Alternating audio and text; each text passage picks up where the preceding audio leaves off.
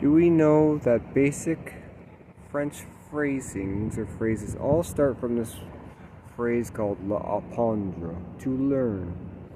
To learn en français. L'apprendre en français.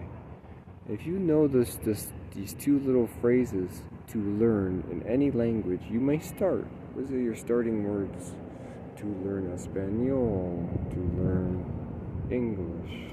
If you know the phraseology that is to learn, you can learn even badly. Mauvais, mal, poorly. That's how I started. I watched DVDs en français in the French setting.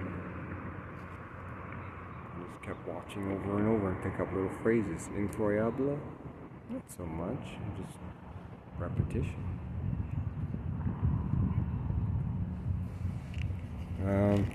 This important thing about this concept, grace at meals. A long time ago, when I was a Vancouverite, I was in a recording studio. A fellow by the name of J star whatever, his own sort of name.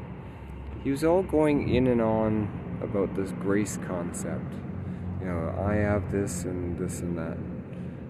But then, and I didn't really understand then. What's he talking about? And it makes sense. But then I realized something years later on. You can't exactly have that thing. It's groundless grace if you're not a physical attender of any sort of buildings or a church establishment.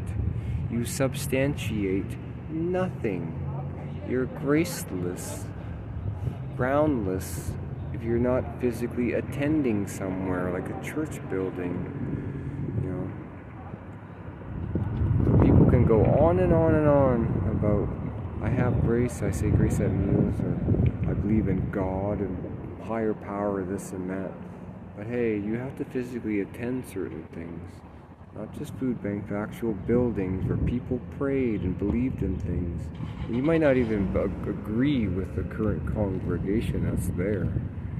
So you're stepping in the holy ground, because these church buildings were erected, a lot of them in the 1920s, 1950s.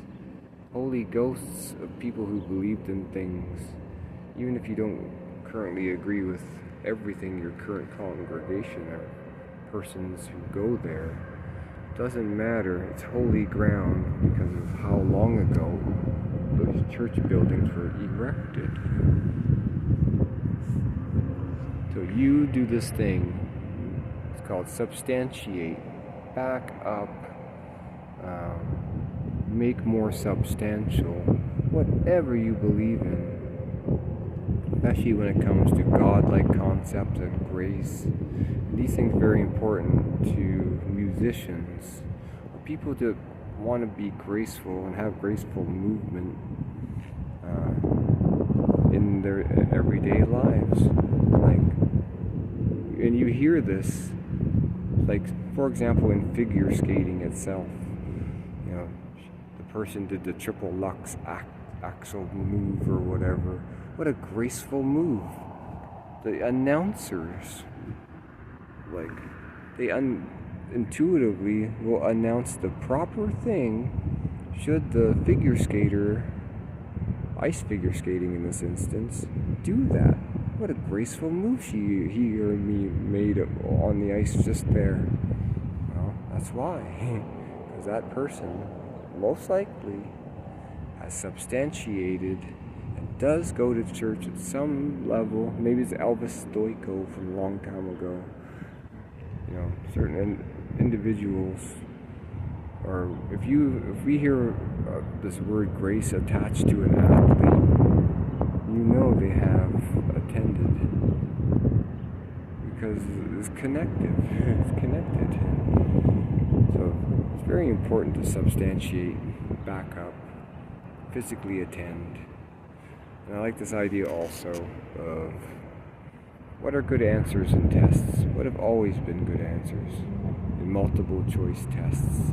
All of the above. Do you eat meat? Do you eat vegan? All of the above. Sometimes I feel like I'll have it, sometimes I won't.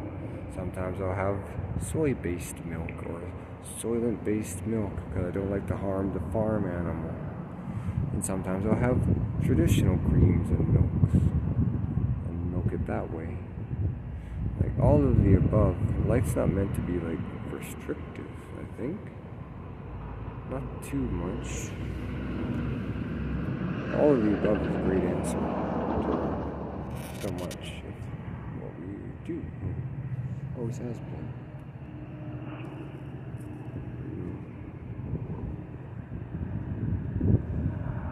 But it's funny, I make this typo noticing thing. The word God, G-O-D, and the word goddess, G-O-D-D-E-S. Like, if you try to say goddess without the second D, guess what that's pronounced like? Goddess. See how there's a typo there? I know it'd be a lot to ask, it's funny. It's a typo in the Bibles. Every time you spelled the word God, actually it's with a second D. Or would they do that just for me? Good, Trevor. Yeah. Silly buffoon that is me. Oh. Peace and peace out. Live and breathe another day. Elliot Art.